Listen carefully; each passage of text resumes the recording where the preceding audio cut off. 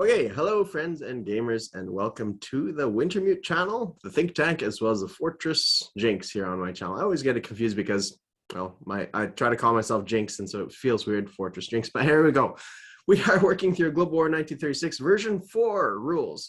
And this is a chapter, I don't know if you feel the same way, Wintermute, is where I feel like we generally we're not even speaking as authority on the subject at all, right? Like we're just people just reading a book essentially, right? And we're reading it for the public consumption. But I've always kind of thought, like the previous chapters, like, oh yeah, I'm a sufficiently critically minded individual. I've played Global War 36 enough that I feel like I have a good grasp of the rules. But this one is one of those that's like, I can't really judge anything in this Pacts and Truces one, as well as person who has played it even once. They'll have a far superior knowledge to what I have. Right, and I had just mentioned the same thing. The Molotov-Ribbentrop Pact alone has so many, in version 4 so far, has so many facets to it that it is the sort of thing that it's kind of like, okay, I'm going to have to just play this mother effer out. That's right. Yeah, that's you right. just got to set it up and kind of work through it, and then after your third or fourth game, I'm guessing you'll kind of go, okay, I'm really starting to see where the chips are falling, and kind of what the thought process is on the for the German player versus the Russian player, and and then only after I think I get hands on with it and get under that hood and really tinker with the engine. Yeah, that's when it's that's what in joke there.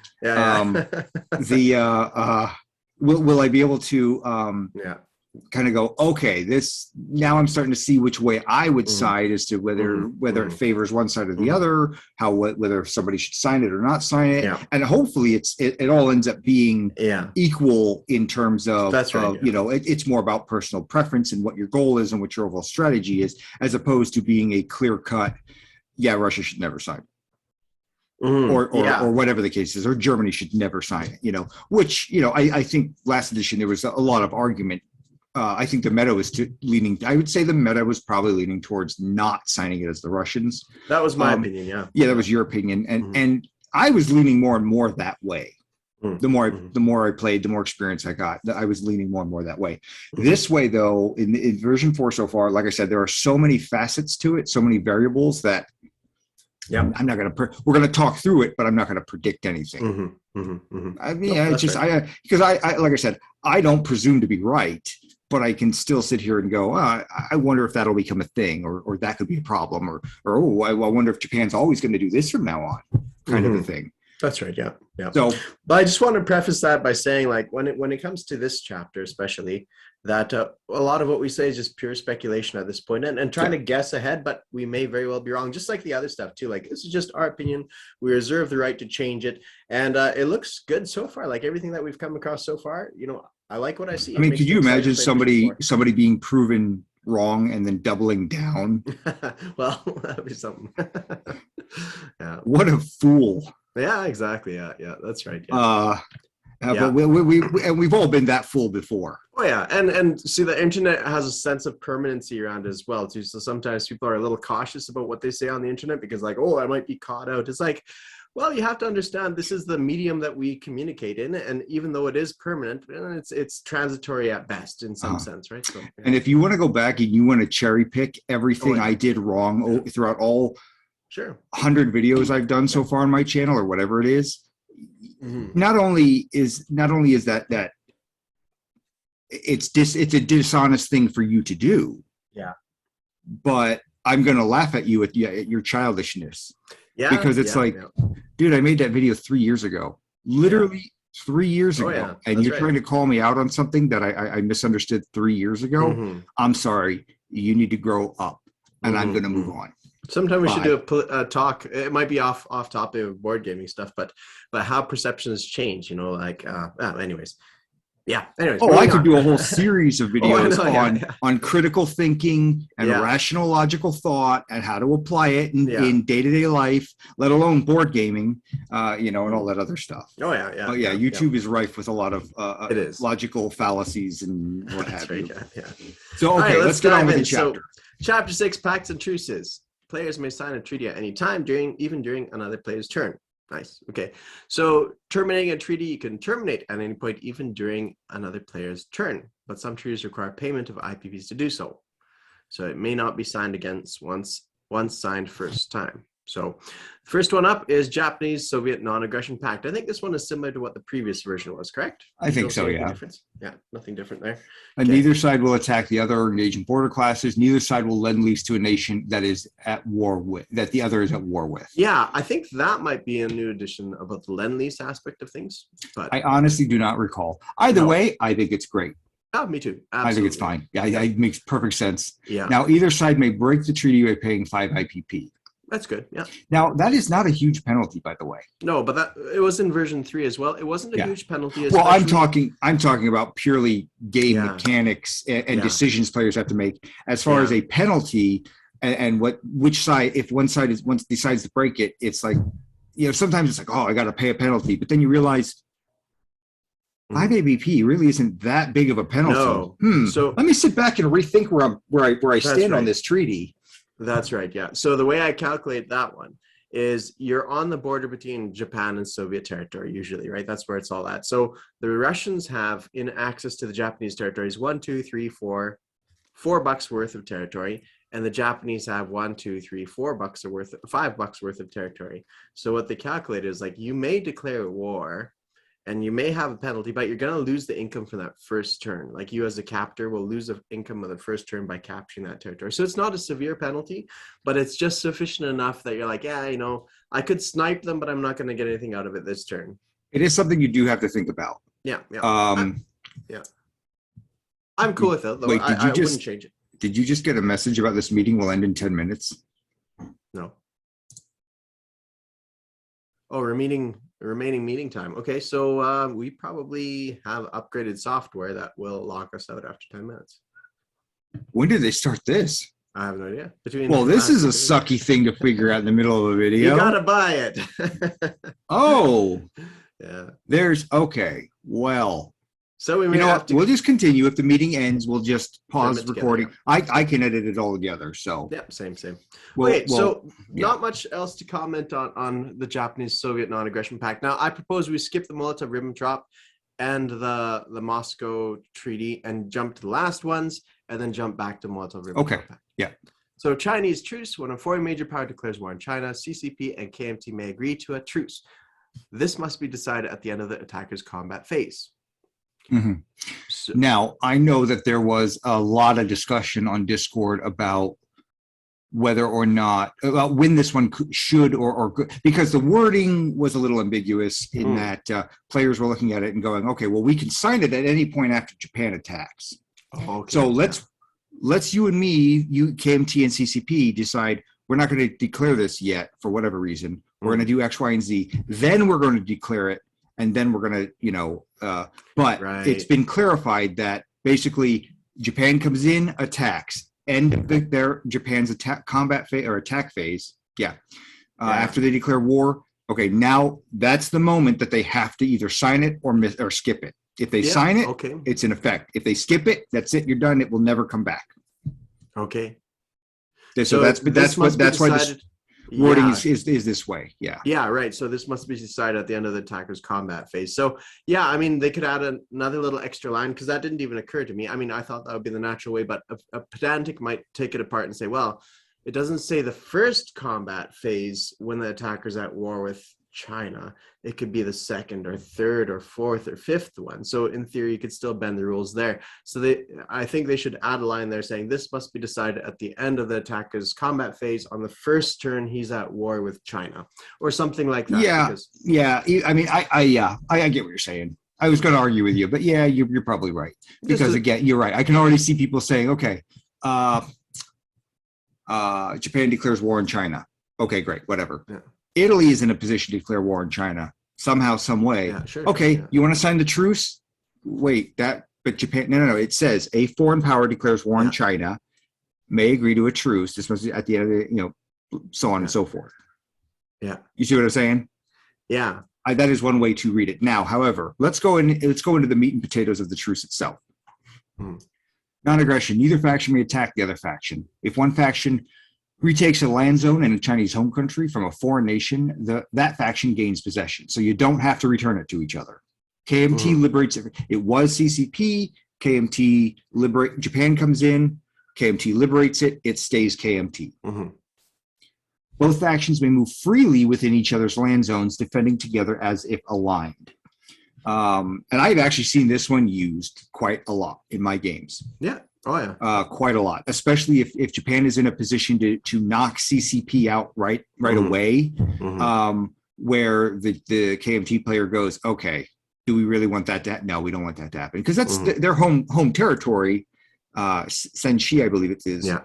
Is still worth 2 IPP, and it's all mountainous, and it's in kind of a central location. Yeah. So we may want to fight for that, guys, because if Japan gets that, they really take a big speed bump out of their way. Yeah, that's true. So I mean, we've marched every KMT infantry and every cavalry that could reach there up into there just to kind of, still didn't work.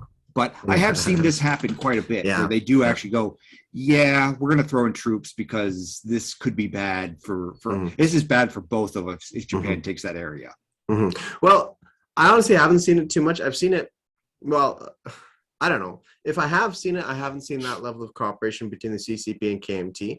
And I've seen it not done more often than done, because then it's like the KMT player, for whatever reasons, or CCP is like, ambitious and says, I think I could hold out my border. I'm going to snipe away at their stuff, right? Something like that. And also, sometimes there's benefits even with cooperation between CCP and KMT, where it's like, okay, if we sign it, then I can no longer capture your empty territories, and I want to capture empty territories, so I roll my dice. So let's not sign it, because I want to, I'm not in position to capture all your empty territories in your backwoods just yet, and I want those territories so I could get my recruitment rolls. And so they, sometimes they just don't sign it. It's worth mentioning here, now that we're on this topic, is that there was also a big discussion about players abusing a loophole in the rule where the KMT and the CCP basically go, okay, well, all right, we know Japan's coming next turn, or we're very confident they're coming next turn. So I'm going to attack that warlord with 1 infantry. That infantry dies. It then immediately goes CCP. In exchange, you attack that warlord with 1 infantry. That 1 infantry dies, and then he aligns with me, and everything gets messy. So I know wording has been added to where that is not a clear-cut thing. Now there's a die roll involved for whether or not it flips. Based on the totality of the circumstances.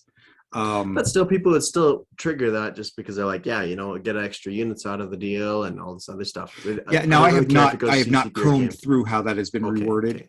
So I don't know whether that's a good idea. And the problem is, and I know the rationale was, well, that's part of it was that's ungentlemanly. I don't want to hear that argument. That doesn't apply. That does not apply to this situation. I don't give a shit. But a more potent argument was that it's not a good idea to do that. Why are the CCP and the KMT helping each other that strongly? Sure. And again, as a player, and then when we ran into this exact same problem when we were playing with the Chinese Civil War expansion, which is a good expansion. And it was, and in part of the logic was that there's some more stuff going on there that incentivizes the KMT and the CCP to actually go at each other. Not enough.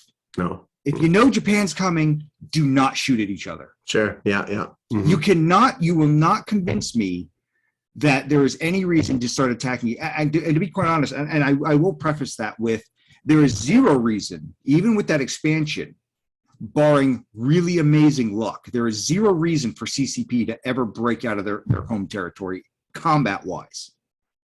It's almost impossible for them to break out of their home territory combat-wise. So it's more likely that if the KMT gets a long period of buildup, they're just going to go take out the CCP. Yeah, that's true. Yeah. Now, so that's good for the KMT, but that still screws over the CCP. And so at the end of the day, though, if you know Japan's coming on turn 3 and 4, so you don't have that long build up, you just sit there and go, okay, well, we're not going to shoot at you, and we won't shoot at you each other. We won't shoot at you either.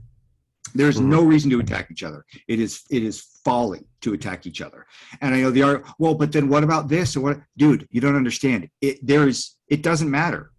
You can make all the arguments you want about, oh, well, CCP is now the only power left in Japan or in China that can take out the Japan or resist Japan. Yeah. So what? They have bled so badly to get to that point, and they will then lose so much when Japan comes in that at best it's 6 of one, half dozen of the other. Yeah. And it's risky, and that's at best. And I think you're more likely to be in a worse position had you not shot at each other. Now, there are a lot of factors that go into that. Yeah. And I know people will come back and say, well, but I saw this one game where the CCP just rolled a 1 with every recruitment roll and every single... I understand that, but dice are dice. When you average it out and you look at the overall strategy, there's very little reason. There's very little reason for KMT and CCP to fight each other before Japan comes in. Very little reason. There is, yeah. I wonder if there's a design solution to that too, what a person can do. Yeah, and I'm not going to presume that problem exists within version 4. I'm talking about version 3. Yeah, no, that's predominantly. Right. Yeah. I still think though that this is a potential issue for version 4, but I'm not going to assume it is. I'm going to like I said, I'm just going to go in and play the game several times. Very strict by the book, and then come away with, well, this is potentially an issue, or I may come away being a fan of, hey guys, it actually all kind of works out. It all works out, so you got nothing to worry about. Yeah, I was wrong. It works out. Yeah, and I'll be the first one to say that. Though I still think, in a broad sense, I would still, that's what I'm kind of expecting, is that there's still no reason for CCP and KMT to fight each other. No, that's but right. We still don't know a lot about the game. It's the final version of the game. So that's true. It's speculation. It's speculation. Absolutely. Okay, now we're good. So we should interject little commercials in this stuff. So if anybody wants to, what is it called? Anybody wants to use us to put in their ads, just contact one of our channels and we'll put your ad up here for a minimal fee. Cash only. Yeah, at least to pay for the Zoom subscription, right? So here's quick tangent. You knew this was coming. Oh boy. Look, it's their business. They can run their business the way they want. Up until now, it's been free to just free hosting like this. Great. But when you change it on people like this, and then do not give them a pop-up notification that we're changing it, that's what pisses me off. Yeah. Like when I loaded it, it should have said something like that. Yeah. And that way we wouldn't even start. But it waited until I was already like 10 minutes into this recording to give me that notification, and I'm like, I'm already in the meeting. This is kind of scummy. This is kind of scummy. But they probably sent you an email with the renewed terms and such, so it's on. Oh, they better not have. They don't have. They shouldn't have my email address. All right. Okay, moving on. That's another rant I got coming for you. Oh boy. I didn't tell you about that. Yeah. Okay. So anyway, let's get back on track. What we were talking about. Let me quickly say something about this Chinese truce thing. So an idea here could be, so the problem is this. It's not sufficiently beneficial for the Chinese to go to war against each other because they know Japan is coming. Japan knows it's more beneficial to go after China than it is to just sit on its hands or just take the Dutch East Indies. Now, I want to make a video later on about why that is, but there's basically more money in China than there is in the Dutch East Indies. And also the Dutch East Indies has no active enemy doing stuff, whereas China does. So Japan will always go after China more times than not, or they should more times than not. So what could we do theoretically to incentivize China to do something about it? Well, what if you lower the standard for what it is to become a major nation sufficiently down to, right now it's 15 IPP, bring it down to, I don't know, right now KMT starts with 6 IPPs worth of territory, let's say 8. Right? If you bring it up to 8, then maybe they're really pushing hard at that point, because okay, it's only 8. If we get 8, then we get a different wartime bonus that gives us an extra $3 per turn. If we hold these territories and this stuff or whatever, right?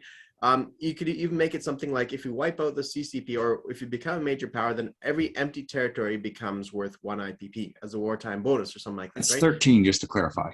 13 IPP. Okay, yeah, okay, 13. Yeah. I'm looking it up right now. You have to take a lot of territories to get 13. You have to go into Manchuria. It's most of the country. most of the country. It's most of the country, yeah. Like I think barring 3 or something like that, right? Like it's almost everything. So if you incentivize them to get to say 8, then the KMT really has to. They're like, it's feasible, it's doable. If we push 100%, and if Japan holds back 1 turn, then we can do it, and it might be worthwhile doing it.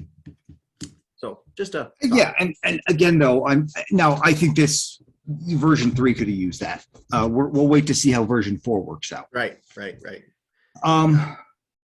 It's okay. Termination. Either side may break the truce during their combat phase. If either faction evolves to a major power, the truce is automatically terminated. Now that I don't think was clarified in version 3. No. In both cases, combat is then resolved for any land zones that contains units from both factions. I think that's fair. Yeah. Pretty clean. None of this. Okay, well, they're going to just sit there and wait for it. No. They just fight it out until one guy is left standing. And that's it. But that is also something to consider if you're going to be the one doing the backstabbing, or if you're worried about being backstabbed. It's like, he asked me to put a couple of my artillery up there just to support him, and it's like, well, is he baiting me out? So that he gets a couple free, so he can because he's got a lot more infantry than I do artillery. Yeah. That makes you pause and think. So I do like that. That's good. I think that there could be some real cloak and dagger backstabby stuff there. Yeah, and since it adds an element of like what's it called?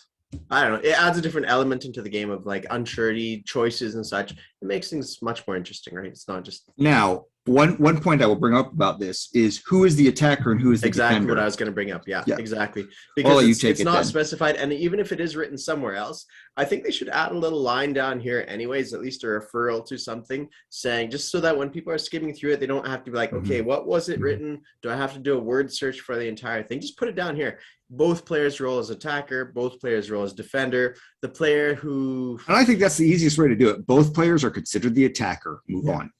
Now, I think what they might say is like, no, it's clearly obvious. Whoever owns the territory is a defender. I don't. Okay, that's a fair way to handle it. Yeah, but I don't think it's fairly obvious. No. So I think it's sufficiently obvious if you thought about it for a few seconds, or whatever it is. Not trying to demean you or anything like that, but I'm just saying, like, it's it's probably all right. There. Do we want to go there? No, it's there. It's there, but it's not clear enough. It's not sufficiently clear. It needs to be written in here. If we just asked it, somebody else is going to ask it. That's right. Exactly. If you got multiple people, they're going to ask it. Just answer it. Yeah. Answer it. Yeah. I think in this case, that's one that's worth answering ahead of the final release. That's right. Yeah. Okay, moving on to the next one. There's if one of the Chinese factions is evolved to a major power, the Chinese truce can no longer be signed. Right. Yeah. Okay. Yeah. I mean, that makes sense if Germany declares war on them and then they have a truce. Well, what I think what this is let's say you do have an aggressive player who gets become a major power. They get China to become a major power by turn 3. Sure. Yeah. In all unlikelihood. Yeah. Well, at this point, there's no point. They're not going to agree to a truce because they're not on equal footing. I think that's fair. That's fair. That's absolutely fair. Yeah. Now, China is super interesting. I've read some books on the subject. I wish there was a little bit more in China. I don't know, just for the sake of the American and the Russian player, because you have 2 players who don't do too much during the entire course of the game until a little bit later on, right? The Russians, they got building up and stuff to do, and then they have to fight, the Germans, and then they're going to be busy. But the Americans don't have much to do until much later in the game as well. I think it would be interesting I think you have the time amongst the players to afford to put a little bit more extra flavor into this whole Chinese KMT thing. So that's just my 2 cents. Well, I still think that the expansion is going to be so far. Look, because I think the Chinese expansion is, even though there were some wording issues and there were some timing issues about how and when things kind of happened, a lot of that was pretty minor. In compared to some of the other expansions that we had confusions about, especially that effing Canada at War 1. That's right, yeah. And so I still think that one, just as written, will still hold up pretty well in version 4. Yeah. Probably, I have no doubt it needs some tweaks. It just needs balancing, yeah. Yeah, it just needs, there needs to be a little bit more. And what we found in Crimson Tide was, unfortunately, it just gave the Chinese a lot more firepower against Japan rather than each other. Yeah, that's right. Yeah, yeah, yeah. And that would be the goal, I guess, is to orient them against each other. Now, maybe the solution is add more territories, because some of those territories are pretty big, like this Qinghai area, Tibet. You could probably subdivide them a little bit more, make them a bit more interesting. And that's Squish another up factor Mongolia. that goes into how is this ultimately going to look at the end of version 4. And and again, I'm talking from my experience about version 3. I am not saying this is how it's going to be in version 4, because if you add 3 more territories to China, well, suddenly that needs a whole new level of reassessment before you presume to know how it's going to work out. And I don't presume to know how it's going to work out. Yeah, fair enough. But in my opinion, nobody should ever push through, like as Japan, be able to push through China and go out the other side into Russia. It should never happen. It should be sufficiently big, broad, and just girthy. I was going to say. No, it should be sufficient that it never happens. Okay. Sunday morning, guys. Sunday morning. I don't know. I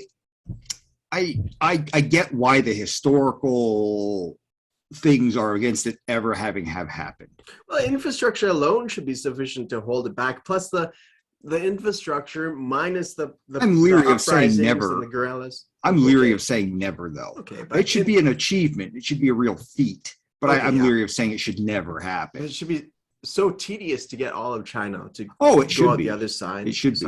Yeah. Anyways, I mean, hell, even in a normal game, like I've said before, as soon as the Japanese player finally takes out what is it? Yunnan, and they're like, oh my God. Yeah. Oh yeah, that's a hectic endeavor. Oh man, the feeling of really even if you've got the Americans bearing down on you and Britain sitting in a good spot in the Indian Ocean and whatnot, you're still like, wow, that's over. Yeah, I'm going to do a quick victory lap. I don't care. I don't care if Japan falls tomorrow. I'm doing a victory lap. Right. That's a major thing. That's a fortification in itself, because you have the whole weight of the allies supporting Yunnan. It's massive. Yeah. Absolutely. Oh yeah. So, shall we move on to Molotov-Ribbentrop Pact? Okay, let's read the aspects of it first.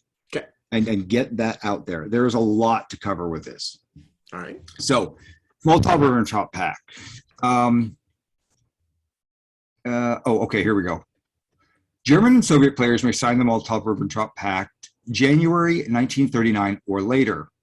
The trade bonus income / technology provided by the treaty will be given to the players at the end of each calendar turn. Now, this was clearly put in here to stop players from, signing, I get my bonus and then I declare war. Yeah, at the end of my turn, so he doesn't get his bonus, kind of a thing. And I think it is a good addition. Sure. Yeah. You both sides have to basically kind of stop and think about it, because it's like, all right, I could.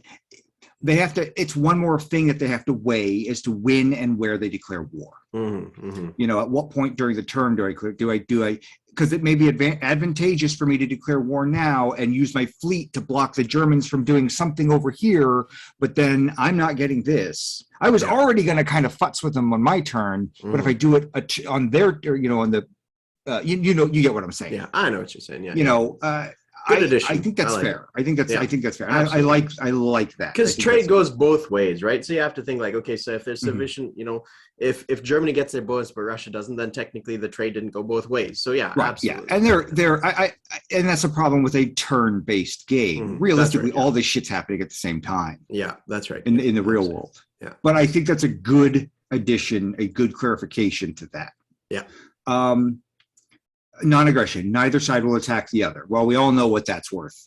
Sure, yeah. Trade. They both agree to mutually beneficial trade. Germany gets 5 IPP. USSR gets 3 plus the tech roll per turn. So that's both bonuses have stayed the same. Rite of passage. Baltic White Sea Canal. One German submarine may use the Baltic White Sea Canal per player turn. Northern Sea Route. One German naval unit may use the Northern Sea Route per player turn. So, all good. All good. I think that's pretty much the same as what it was. Yeah. Sphere of influence enables the USSR to attack / annex certain land zones before reaching wartime income. Baltic states may annex Lithuania, Latvia, and Estonia. Pretty straightforward. Yep. Not much. It's worth noting that. I would just add in there a little line saying no combat occurs. Or if there is combat, combat occurs. Now, annexation is, however, in version 3, and this may be in there somewhere, but in version 3, though any unit that was there, because I think they each have an infantry, just gets removed. Yep. But Germany, when it annexes its area down into Czechoslovakia and Austria, those units stay. And become German, yeah. And become German. Now, I'm assuming it's going to work the same way it did in version 3. I just haven't seen the wording to that effect yet. Yeah, that's fair. I'm just pointing that out. It may be in there somewhere. Yeah. Maybe not here, but it may be in there somewhere. No, but, they should put it here because if we're questioning it, I mean, not that we're any paragons of stupidity either, but, we need to... you speak for yourself.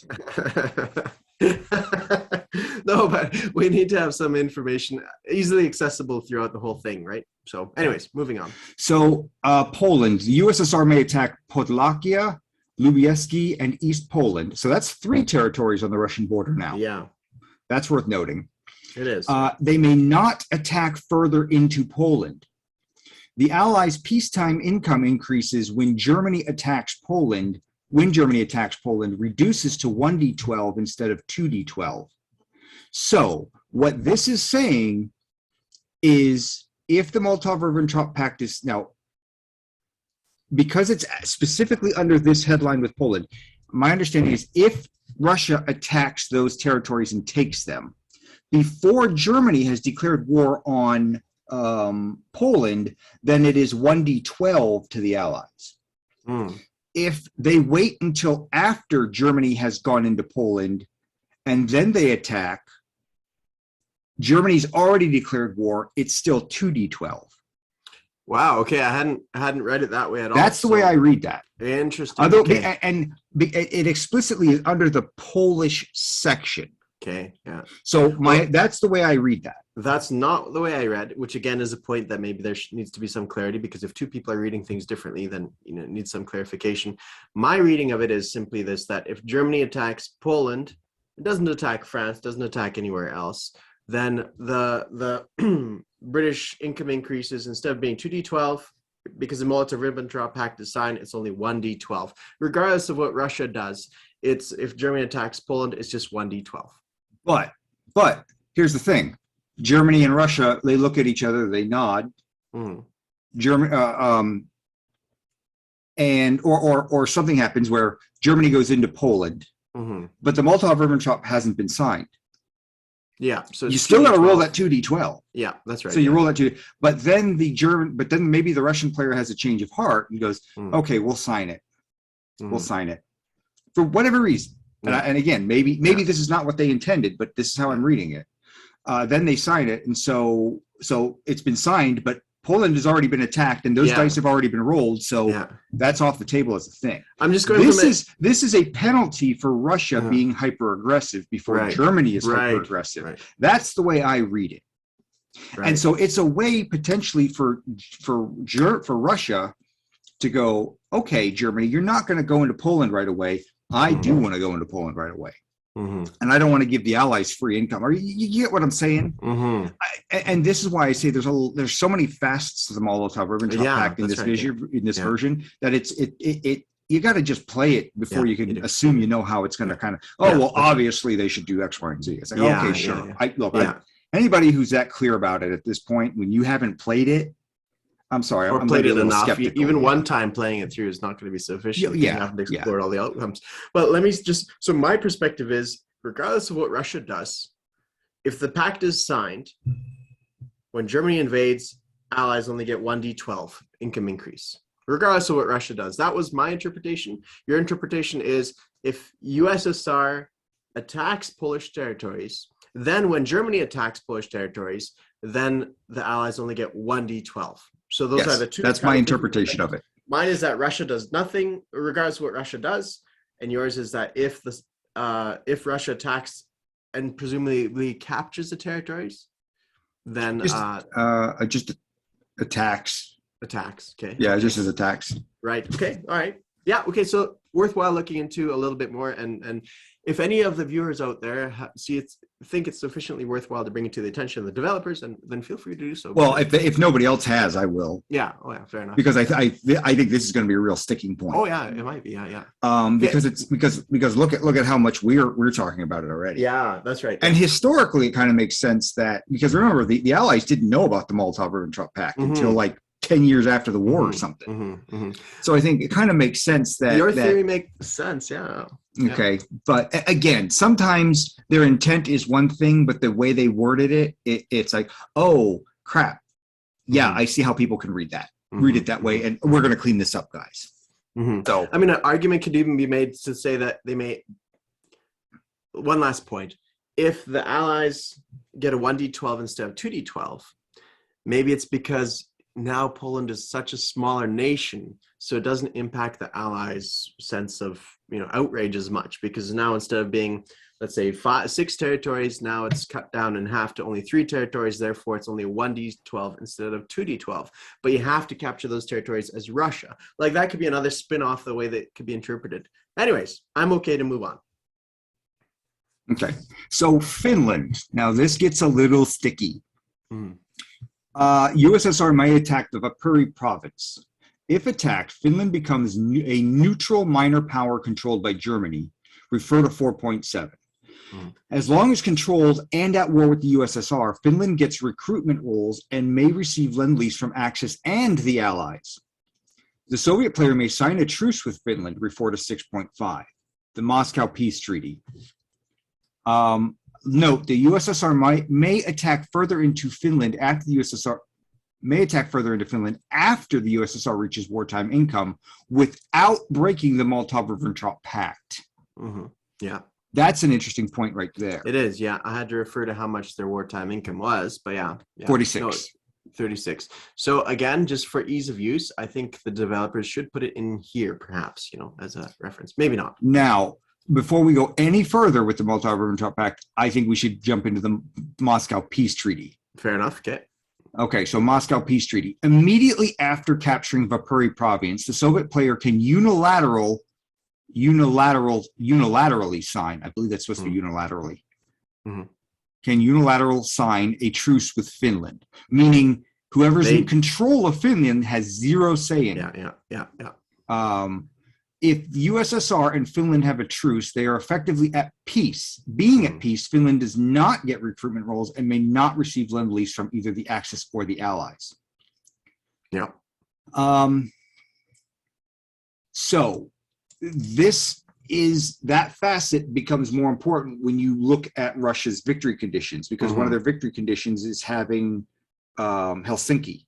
Yeah, and keeping that the way that victory conditions work, you get bonuses from holding victory points, essentially victory objectives. So in the case of Helsinki, I can't remember exactly what it was that they get for a bonus out of it, but it was something substantial, if I remember correctly. Let me open it up. But they go in, they sign the peace treaty. They go in, they take Vapuri. They decide not to go any further. They sign the peace treaty to end the winter war. Then later on, when they're at wartime economy, or wartime income level, they can then redeclare war on Finland, depending on, and then Finland will react accordingly based on the other geopolitical things going on. So the Finland one is, if you hold Helsinki, you move 2 of the following 3 technologies up 1 stage. So that's nice. So advanced artillery, advanced mechanized infantry, or heavy armor, only once per game. And you get 2 of those 3? 2 of the 3, yeah. That's pretty good. It's pretty for good, how shaky those tech rolls are. Yeah. Okay. Operation Barbarossa. If the Moscow Peace Treaty is in effect by the time Germany and the USSR are at war, the German player may retake/attack Soviet units in Vapuri province with Finnish units. Finnish units cannot move outside Finnish home country. They cannot attack into the Soviet Union. This is a huge restriction on Finland, right? Based on how you play this, on how the Russian player decides to play this. The Soviet player may break the treaty by paying 5 IPP. Finland aligns with Germany. So I think we should talk about this part first before we go back and finish the Molotov-Ribbentrop. I agree. So my thinking of it too is, so first of all, what do you get out of it? Well, you can't take Helsinki. You can't move your text two spaces up. And you can't grab, right now, Finland has 3 territories. In this, it looks like it might have more because there's Helsinki as well. So unless they rename the whole southern Finland as 1 extra territory, I suspect there's going to be 4 territories. I've already heard there's 4. 4? Okay, 4 territories. So you lose Viipuri, there's 3. So recruitment rolls. 3 out of 12 chance, a 25% chance of them getting an infantry or militia each turn. Plus they could receive Lend-Lease if you don't sign this here, if you don't sign this pact. If you do sign it, then Finland, with whatever income they have, will not join Germany, not align Germany with all their units and with all the income that they have there. So let's assume they have $3 of income. So Russia has to look at it and say, okay, so Germany won't get $3 of income if we do this. Finland won't receive Lend-Lease, but the risk is that Finland units or Finnish units will attack us in Viipuri. That's the only risk. And of course that they don't get their victory bonus objective there for Helsinki. Now, one thing to consider though is what's left in Finland after you take Viipuri. Right. Is it really that much? Yeah. At best, it strikes me as a situation where it would take the German player may attack, retake Soviet with the province Finnish units. So in some ways, this is even historically way more restrictive than what it was. Yeah. Because Germany sent units and equipment up to Finland, if I remember correctly. Yeah. Like they actually had German guys up there fighting with the Finnish to push back. This is a huge nerf to Finland. And depending on, again, there's so many variables that go into, there's like the flow chart of there's 30 different possibilities here. Yeah. But this is potentially a real nerf to Finland and what it can bring to the Axis. It's true. Depending on how it works out. Now, but the Russian player still has to ask themselves, how much do I want Helsinki? Yeah. Well, it's also not only Helsinki, it's also going to be the 3 IPPs for Finland as well. I'm looking at Helsinki as being the jewel. Oh, okay, gotcha. Yeah. Okay. Gotcha. Well, I'm going to take a quick look here at Finland. So they have Lapland, Southern Finland, Helsinki, and Viipuri province. Viipuri province starts with 3 infantry and a fortification. So that's not horrible to overcome. Like you bring what's that give you? A 2 dice roll for the fortification, 3 infantry. Remember though, the fortification should only be on the border with Leningrad. Oh, I see. So they could go. They just go Kola, I think it is, and they just bypass it. If they structure it historically, what Viipuri province is, then it should only have 1 connection to it. Let's see, Helsinki. Yeah. It'll probably connect to Russian territory and 2 territories. You're probably right. Because if it only connected in 1 territory, that would be a different story. But since it connects to 2. Then you're right. They could bypass. They just bypass the fortification altogether. Yeah, which is what's always happened. What always happened? Yeah. What they might be worthwhile considering. Again, you squish stuff up and geographically in the map, and so it's a bit difficult. But ideally, you'd have Viipuri province only connecting to Leningrad, and then some other province connecting to like the Karjala. And they might do something like that. So they might. Yeah. That may be because that's more than doubles the effectiveness of that 3 infantry at that point. Because what Russia has to do is they have to take Viipuri, but they can't go past Viipuri until they hit 19, whatever it is, wartime income. I think it's 19 or 19, whatever it is. Yeah, so they have to hold and wait there, and so there's going to be some turns where Finland can receive a lot of Lend-Lease from Germany and Italy and Japan theoretically, right? Or the Russian player simply goes, okay, well, we'll sign this. We're at peace. We'll keep building up. Right. And then we hit 19 and then we attack it again. Yes, that's However, true. That means they are now, what my understanding is now under the new rules, that means that they are vulnerable to an allied declaration of war on them. Oh, really? That's my understanding, yeah. Because I think if they take any territory that is not adjacent to their home country. I thought it was any nation outside of their home I think we had this discussion. Okay, well, I'm going to scroll up because it was just in the last chapter, I think. let's see, I've got it opened up here.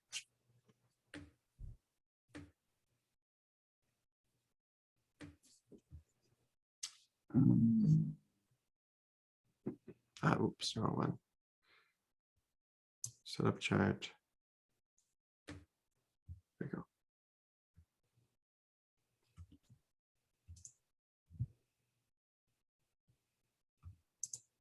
So commercial break. Okay. Have you tried Square? It is following your every move and collecting data on you and spamming you emails from every business you shop at. Okay. USSR possesses an original neutral land zone outside its sphere of influence. So yeah, you're right. Yeah, you are right. Damn right, I'm right. No, I'm kidding. You're right. Absolutely. I got lucky. So, yeah, but I do remember that discussion. That's why it stood out to me as that's something that you have to take into consideration. So yeah, it's really a lot of choices. A lot of choices. A lot of choices. So it's like victory point for Helsinki, essentially, right? Plus the 2 tech rolls, plus the land value of all those territories, or we sign the pact. So I think I would probably play it historically initially, because that's the way the designers orient things. They want to give you an opportunity to explore outside of history, but they make it like the historical choice is probably the best choice to make. So I think they did that quite well. And I think if I was to play Russia, I'd probably play it historical, take Viipuri, and then sign the pact. And that's probably how I would play it. Yeah. At least the first couple times, until I got a feel for, okay, let's mix it up a little. Let's see what other options we have available to us. So, okay. So yeah. Oh, now, okay. We should, Operation Barbarossa, Termination. We read that. So, okay. Let's sum up what we got from the Moscow Peace Treaty. So my thinking of it is, you take Viipuri, you sign that pact, or you sign that pact and wait until you have a bit more, until you're at wartime income. Then you break that pact, paying $5, take all of Finland. Now, the risk there is the Allies might declare war on you. But will they? That's another issue. Is like, will they? They have a lot of other stuff on their plate. You're kind of far away. You got the Axis are between you and them, so they have to go through the Axis to get to you. So maybe it's safe to play it if you're a little bit, experimental in that regard. So it's not clearly a no-brainer to make the solution. I think signing that Moscow Pact is one of those things that you might want to do, you might want to explore with, but it really depends on what relationship you have with the Allies and how aggressive they are and what they feel about the situation as well. Because we're also looking at a date of, let's assume this is already once France has fallen or somewhere there, like close to that. So they've got a lot of other stuff going on. So do they really want to tie themselves up with an attack against Finland? But remember that... Oh, here's an interesting thing. Because another way of doing it is not take Helsinki and take everything else but Helsinki. Okay, where was that page with Russia that you just read about their attack? Or about their declared war? It was up a little bit too still. Was it in section 4? Of war. No, I don't think it was that high. Here, let me take a look at my computer. So it's page 34. All right. You're on page 28, so you need to go down. I am on page 28. What page did you say? 34? 34. I wish these were numbered. They are. They're right down at the bottom. You're at 31 right now, 32. Keep going. 2 more pages. Oh, within the document. Yeah. 1 more. There you go. USSR possesses an originally neutral land zone outside of its sphere of influence, or communists persist. Okay, well then we have to look at sphere of influence as well too. Okay, this means if Russia has a good game and it gets into Hungary, the Allies can declare war on it.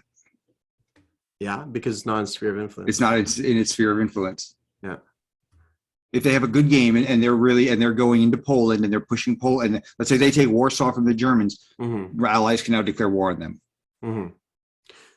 Right, and that wording is very, very particular. Yeah.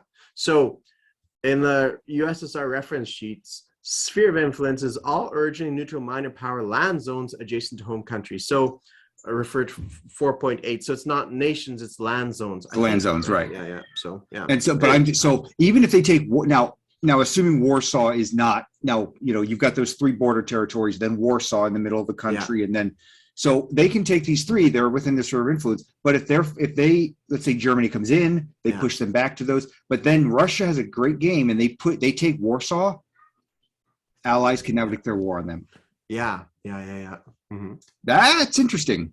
It is. I don't know if that was really what they intended, but yeah, if Russia has a really good game in that sense, and even though they're playing it traditionally, and because they did come into that area and take over all that area and create the Soviet bloc and all that, that's probably that becomes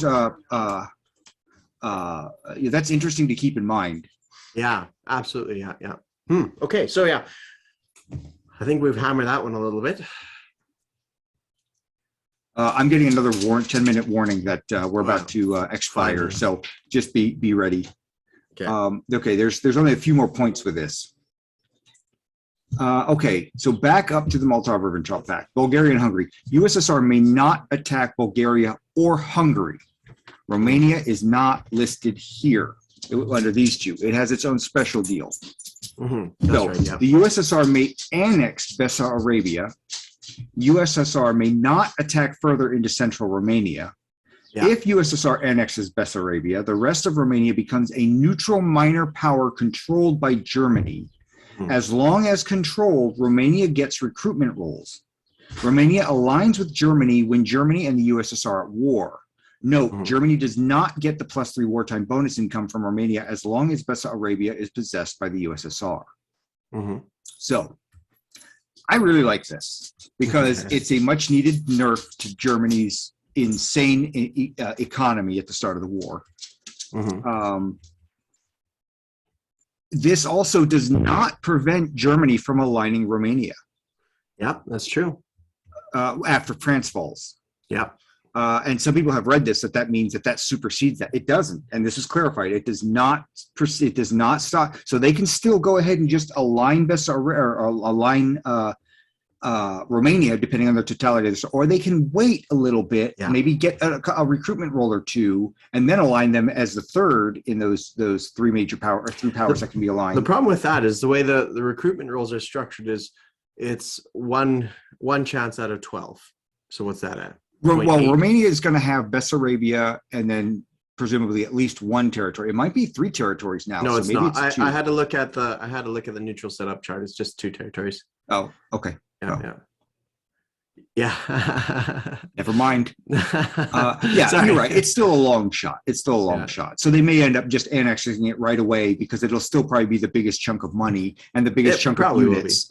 And okay, let's just get these guys rolling. I'm assuming it will still have. Does it have a factory still? I think so. Yeah. Okay. Yeah. So now I do like though that Germany does not automatically get the oil money from that they needed a nerf. They needed a way of curtailing their insane IPP spike that nobody basically once they hit it, nobody can overcome it. Yeah. That's right. And I know some people will argue with me on that, but I really do feel that was a problem. Now, one thing. Well, there's a few points on that one. I like.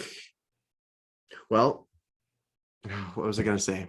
Well, here's a point. Skipped my mind. Now, I started for a while there. For my last game was Russia. I did not sign the Molotov-Ribbentrop Pact, and then I immediately attacked Romania. Knocked out all that crap. He couldn't take it back right away. So he was like, even though I wasn't holding it like with a ton of stuff, I still went in with enough power to smack it. Right. Now, if he had 10 panzers with enough infantry to support them, he would have went in, wiped me out, and he would have just kept on rolling, and there was nothing I could do. However, depending on how Bessarabia is mapped out with central Romania, maybe Russia can't. Maybe that's not an option for Russia anymore if they don't sign the pact. Do you get what I'm saying? Yeah. No, that's right. Yeah. Because now it might be possible if Bessarabia. If that Russian territory is still adjacent to Bessarabia and the main body of Romania, which may not be the case, but if Bessarabia completely blocks it off, well, maybe you just can't do it. You just can't do it. Yeah, or okay, you don't sign it, you take Bessarabia, but then Germany immediately aligns the rest of Romania, and you still have basically it boils down to the same thing. So you don't have that ability to just walk into Romania, smack all those units off the board, and say yes. Yeah. As Russia, there's more interference with that game plan now. Yeah. That's my alarm to say that we have minutes on the clock here. So let's do the next one. Like I have a minute before my recording ends. Oh, well, actually here's I see a timer right now. It's part of the thing. France and Germany may engage in border clashes if Germany has attacked Poland. And this is to, in part, simulate that ridiculous French, let's go invade Germany. And then they do. They actually invade Germany and they stand there for a week wondering what the hell they should be doing. And then they go home. Yeah, that's right. Yeah. To actually read about that. Oh, that really happened. Yeah. That's a real thing. Yeah. Oh, yeah. Yeah. That's right. Yeah. And termination. Either side may break the treaty at any time. Hmm. Now, of course, they do, again, there's so many branches with this now. When to break it and how to break it is such a complex thing that there's no way you. All right. So that's annoying. Yes. Yeah. So Zoom Pro is 100. It's only 150 a year. Okay.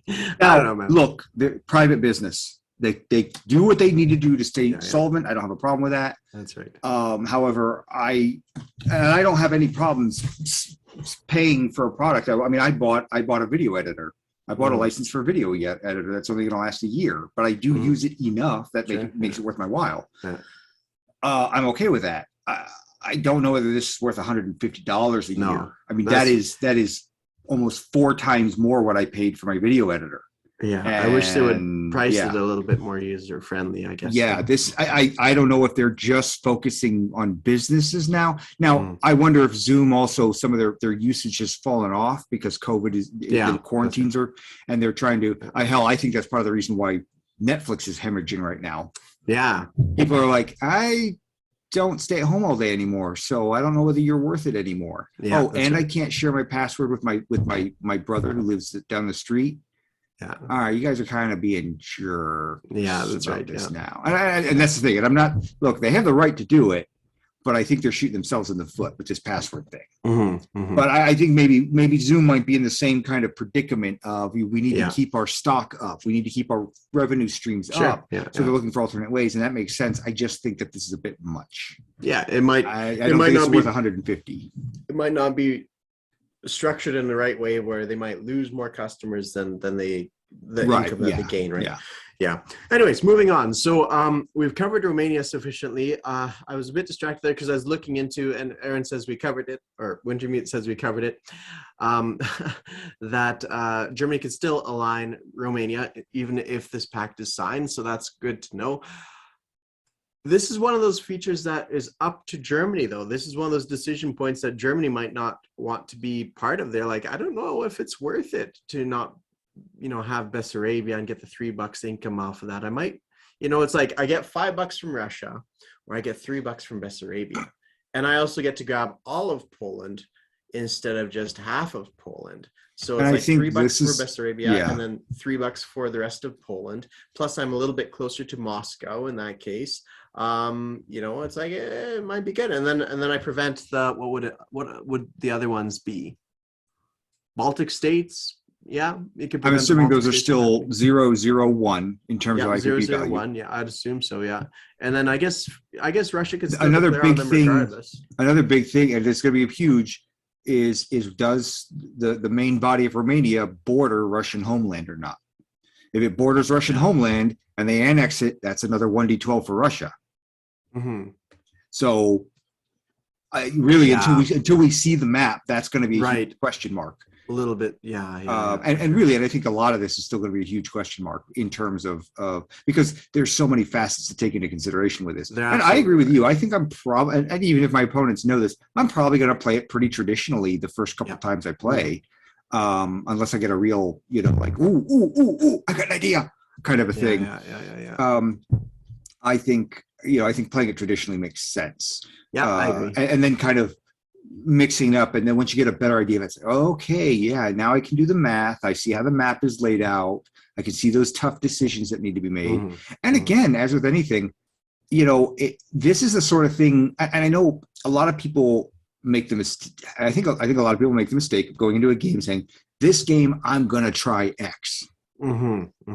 And I really want to try X. And X is a perfectly reasonable thing to try. However, this is not the game for X. Yeah. This is the game for Y. And you are building towards X. But if you don't realize you got to switch over to Y, then you're screwing yourself. Yeah. And that's right. and signing the Molotov-Ribbentrop Pact, I think, falls into that kind of category of go in saying, I really don't want to sign it this game. As Russia, I don't want to sign it. But then the chips start landing where they will land, the dice start rolling, and then you go, you know what? The game state is telling me I need to sign it. I just need to sign it because life is what life is, and the map is what the map is, and so on and so forth. So yeah, there's a lot of don't go in don't lock yourself into that. Look at the game state, look at how the game is playing out, try to figure out and anticipate what your opponent's doing, and then respond accordingly. And you may have to end up playing a way you didn't want to. You may end up having to play a way you're not comfortable with. Like you may have to you may end up deciding that you have to play a hyper defensive Russia, and you're not a defensive player. Or vice versa. You got to play a hyper aggressive Japan, and you're not used to being a hyper aggressive Japan. You're used to every island you take is a solid slam, and when I get it. No iffies. But then you realize, but that ain't gonna cut it this game. I gotta reach far, and I gotta reach fast if I have any hope of winning this. So you got to read the game state, and I think this is an example of that in the diplomacy sector of things. You're probably going to end up having to just read the game state without going in with a preconceived notion of this is what I'm going to do. And this misses reading it just like this removes the human element behind it as well. Like, let's say I'm the German player and you're the Russian player, and I say, look, let's sign the pact. You take yours, you take Poland, but you don't take Bessarabia, right? You could make deals like that as well too. There's nothing forcing the Russian player to, take Bessarabia. Like, what's it going to be worth? 1 IPP to them is like, let's not do that. And in exchange, what I'll let you do is you go and take out Helsinki. And then what we can do is I'll counter invade you later on, so that doesn't prove a liability for the Allies to declare war on you. Because it says the Allies can declare a war on you if you possess a territory originally, outside your sphere of influence. Well, already Lithuania functions in that role. It's outside of your sphere of influence. So it's like, if you hold Lithuania, then the Allies can declare war on you. So likewise with Helsinki. They may need to fix that then. They might need to, yeah. But what you could do is do some horse trading like that. Be like, okay, you don't attack Bessarabia, and then I get my bonus. And then later on, I promise I'll take over this stuff from you. And I don't know if a feature exists in this where you can flip territories to people that you're at war with. Be like, look, I abandon my territory and give it to you. Like, is that a possibility? Because I believe it was a possibility in version 3, because I did that with the Russian, or tried to do that with the Russian player. You can just leave. Just pull all your shit out. You could just leave. Now look, it's on you to get a guy there, but I'll just pull my guys out. Yeah, well, if you pull them out, but then I believe there's a feature that you can return it to somebody you're at war with. At least for the Allies and the Russians, it was like, well, this territory I don't want anymore. I see what you're saying. Yeah. You think there might be some? Okay, I see what you're saying. There was in version 3, because I was at war with. Anyways, going on. So you could do some horse trading like that. Russians don't take Bessarabia. I will take back Helsinki when the first opportunity I get, thereby closing that door between you and the Allies. And therefore, there's loopholes exploited, but if you negotiate with your opponent, you could close some of those loopholes and help. And I think some of those loopholes are just that, potentially. Loopholes are just that this is why I want to get my hands on the game, because I can sit here and read rules all day long. I'll be honest. You can tell me how to do a armbar. You can spend 2 hours in a classroom explaining to me how to do a proper armbar takedown. Right. I'm going to learn more in the first 5 minutes of actually doing it. Yeah. There's stuff that you learn in the classroom, and there's stuff you learn by doing. And board games are a weird mix of yeah, we've got all these rules, but really at the end of the day, you got to do it. Mm-hmm. And when you do it, that's when for a lot of people it clicks. Mm-hmm. Once they do a turn or two, I've watched so many players. You once you get a turn or two, do the rules sound horrible or confusing? Once you get a turn or two, and they're, oh, I get it. Okay, the rest of the game is like they're almost like experts. Mm-hmm. I see this all the time with games. Yeah, and this game is such circumstantial. It's like so much evolving that happens to it that almost no two games are alike. I would say like they can be similar to each other, but there's a lot of variation between the games. So it's so hard to be an expert to it because every game is fresh and new, and that's part of the fun of the game as well too, because new stuff come into the fruition, I suppose. One thing I want to point out is there are some facets of the Molotov-Ribbentrop Pact that are not in this version. The naval base at Murmansk is not there anymore. Right. That's true. Now I think it's, what is it, Kola? Kola, yeah. Isn't there anymore. I want to say there's one or two other things that aren't there anymore that I just can't think of off the top of my head. And honestly, they're probably not. If they were removed, they were probably. I've never seen anybody ever use them ever. So half the players forget it. Yeah. That's probably, even though it was. I am positive it's a historical thing. Sure. It's so insignificant in the grand scheme of the game that it's not worth putting in there. And maybe you put it back in an expansion and you really do go, okay, well, there's 20 points we're adding to the Molotov-Ribbentrop Pact in this, well-written diplomacy expansion that, the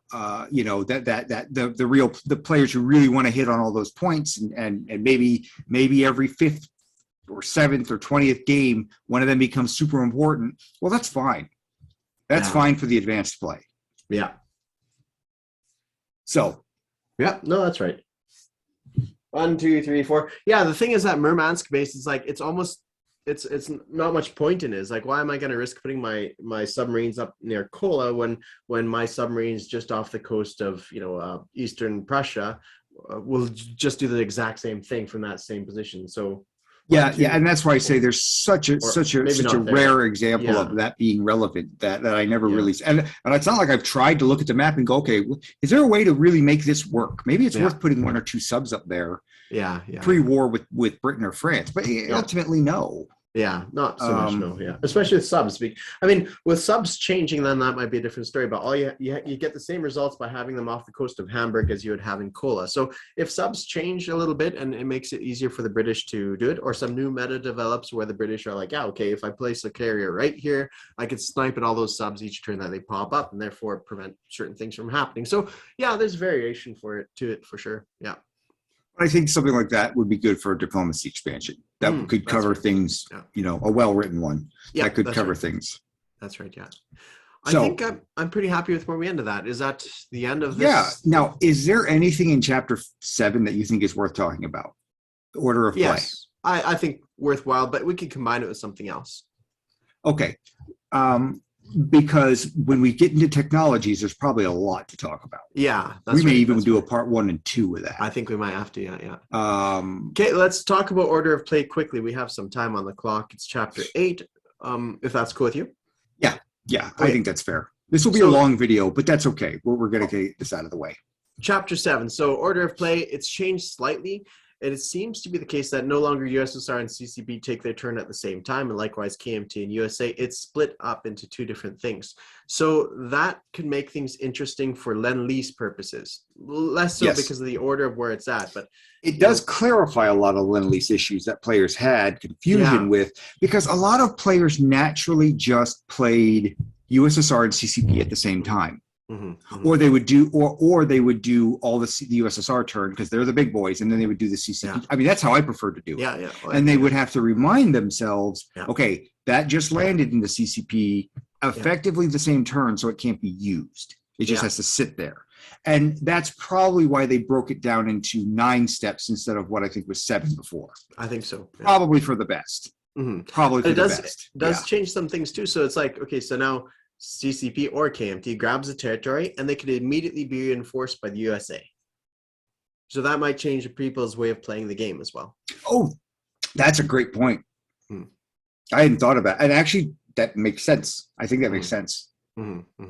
Yeah, I mean, it I might think not it make does a make huge sense. difference, but hey, drop a fighter off right there when in the freshly captured territory. Perfect, right? Like that's a Yeah. Yeah. major, major Or like you difference. said, KMT knocks Japan out of this territory on the coast, And and then it just happens to be right at the long range distance of those Americans to American land there, yeah. transports. So suddenly Exactly, they yeah. drop 4 more infantry in there, and suddenly Japan goes, "Oh well, there goes that idea." Yeah, yeah, yeah. Or, KMT grabs the territory, and then American strategic bombers bomb the shit out of some transports and land in that freshly Or captured Tokyo. KMT territory. Oh, yeah, or land in freshly captured KMT territory. Boom, right? Like that changes the dynamic playing field a little bit on the board, where now you can set yourself up and use KMT as a more useful ally to give yourself an air base somewhere or a place to land with your aircraft. Yeah, yeah, I like that. I like that. I hadn't realized. I hadn't even noticed that they had broken those two up. Yeah. But no, I think that'll be I think overall it'll actually help things run smoother. Yeah, I think so. All right. So continuous play, that's something we're talking about, but a lot of people already do it to some extent. It's nice to see it here. I really like to see it here because it adds people's interaction a little bit more into the game, where they can play around a little bit more with it. Now, back to the order of play thing, I think the reason they structured it the way they did is because it's like Germany followed by Russia. If they put the CCP on the other side of Russia to be played after Russia, then there's not this continuous play thing going on. But the fact that they did CCP is like Germany and CCP can do their turn, and then Russia follows suit afterwards, right? So they've inadvertently created a potential problem somewhere with the KMT making a landing, and the Americans could land there as well. But the reason that they ordered it the way they did is for continuous play reasons, I think is part of the reason. I would hope it's a little bit of both, because I think America already had such a difficult time getting into the war anyway. At least this way they've got maybe some safe havens there. That's true. So that might take the edge off. Okay, well we're finally in the war. We got 3 turns left. Well, maybe those 3 turns can be more effective now. But it's nice to see it codified into the rules here about continuous play, where you don't have those sticklers for the rules saying, nope, the rules say this and this. It's nice to show that there's some wiggle room there. And that's it for that one. Yeah, and I like it addressed. And it does say, look, you got to really have a coherent group of players. Yep, that's right. If you're unsure whether these guys can handle it, then the answer is don't. Don't do it. Yeah. Me and Wintermute were talking about this before, and about the degree of gentlemanlike sportsmanship and exemplary code of conduct. Like, we wanted to bring up to attention now that we know what they actually emphasize, what that actually means by saying, like, look, you have to be experienced to some degree, and as mistakes are sure to be made, you have to be, it has to be some grace being expressed between individuals to be like, oh yeah, no, I understand that there's something that you want to do here that you can undo it. And so it's kind of, for me, I'm not bothered whatsoever by gentlemen. That's what being a good sportsman is. I agree. Yeah. But here it's written clearly what they expected behind it. It's not something like, well, nobody's ever going to do that, so you should never do that because that's not gentlemanly. It's like, well, I don't know what that is, but this is illustrative of what they actually mean by it. Now, order of play, what players can do. There's a few things on here, and the key one that I would point attention to is finish repairs on capital ships and facilities is at the end. Yeah, and we talked about that a little bit before, where and each one of these points, because the next chapter is going to kind of break down some of the phases and whatnot, like what happens in the production phase and whatnot. Right. So, and that one's going to be a long chapter, but excuse me. And I will say this: if you're a new player, print this off. Yeah. Have a blank card right next to you. And and put that card right underneath peacetime income increases. And okay, what peacetime income increases do I need to do? Okay, I got that one and that one, so I roll those. Okay, pull it down. Developing technology.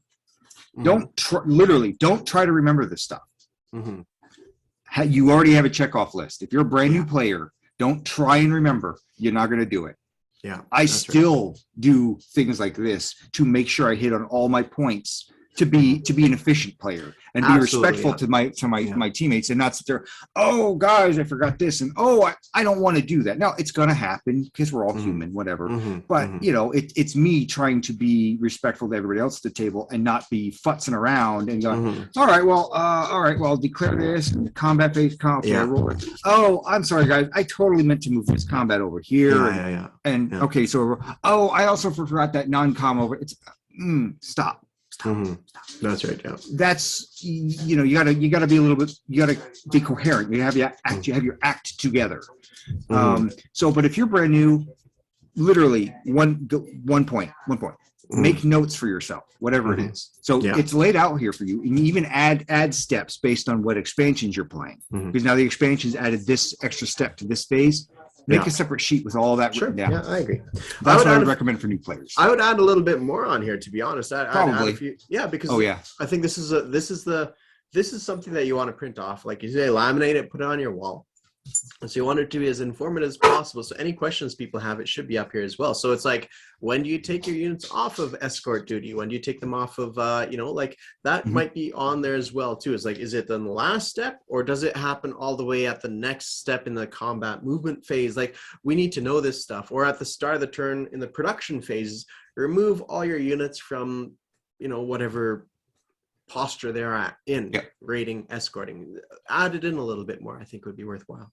Yep, I think that's a good point. A good idea for players to do too. Yeah. And moving on, I guess. But there's other stuff too, like designate when ships go into port. Well, when do you designate that they're out of port? Is it happening at the start in the production phase? I think it should be up there if that's when everything freshly takes a look at stuff.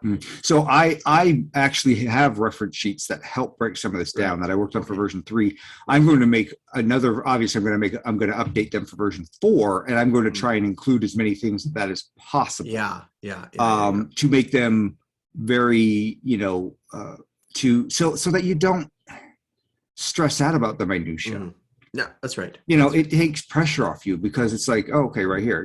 Now obviously there's always a problem with analysis paralysis of any game of this complexity level. That's always an issue. But at the same time, if you're already kind of looking at that list and go, okay, well here I'm going to take a dry erase marker and make a note for yourself. That's right. Yeah. C-Zone 87, move that damn sub that you keep forgetting is all the way on the other end of the world. Oh God, that drives me nuts. That's why I make notes. Especially if you're playing from week, like with a whole week in between your turns. That's right. Yeah. You're really telling me you're going to come back and you're going to remove that Russian sub from over there. That's right. It's so easy to forget. It's so easy to forget.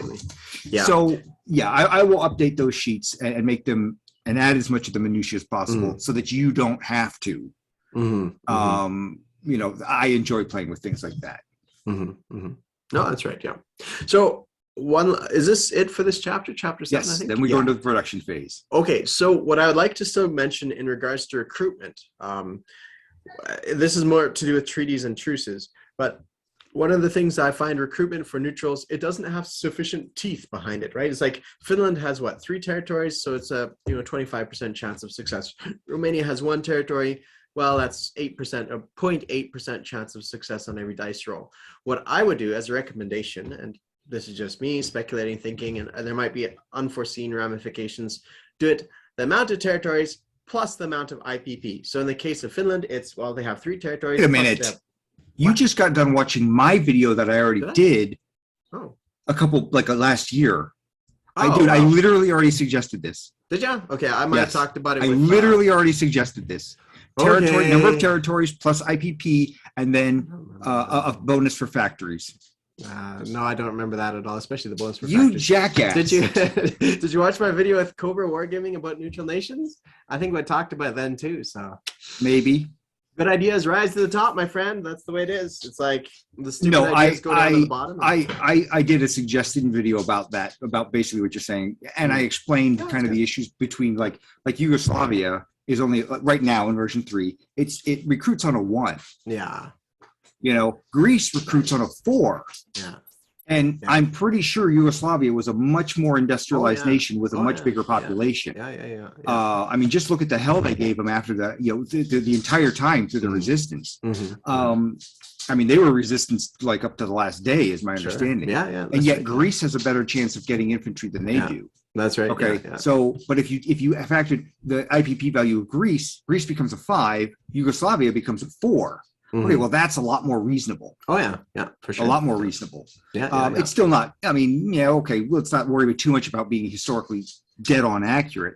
You know, and then I added other things like if there's a minor factory, they get an additional +1. Yeah, I'm cool with that. Yeah. And then if they retook one of their own territories, they get a one-time bonus +2. I think is what I suggested. I like that too. Yeah. You know, as hey, we took it to the damn Germans. Let's come on. Wow, we can really do this. Yeah, we can do this, guys. Let's go sign up. The only times where it doesn't work well is with the Netherlands. Like, what do you do then, right? So, I think the Netherlands. I already see a problem with the Netherlands in this edition. Well, what I would do is say, this is the Netherlands and this is the Dutch East Indies, and so the Netherlands does their thing and the Dutch East Indies does their thing, right? But yeah, the Netherlands are still an issue. I think they are still an issue. Yep. Yeah. But again, that's me making a prediction that I could very well be wrong on. So the next chapter is probably going to eat up a lot of time. We may even do a two-parter on this one because there's quite a bit to say about technology. Yeah. That's right. Yeah. Cool. Excellent. Well, that's good. I'll catch you later on. Okay. Yeah, I'll spend some time editing all 8 of our videos together. I know, right? It's ridiculous. And let me throw this out there real quick. If anybody has another suggestion besides Zoom, please feel free to put it in the comments because now I'm going to have to do a ton of research on this to figure out something. I didn't expect this to come crashing down all of a sudden. Yeah, and there likely is some freeware somewhere that would be of great benefit to us if we're just not familiar with it. Yeah. Excellent, dudes. All right. This is Wintermute out. Cheers.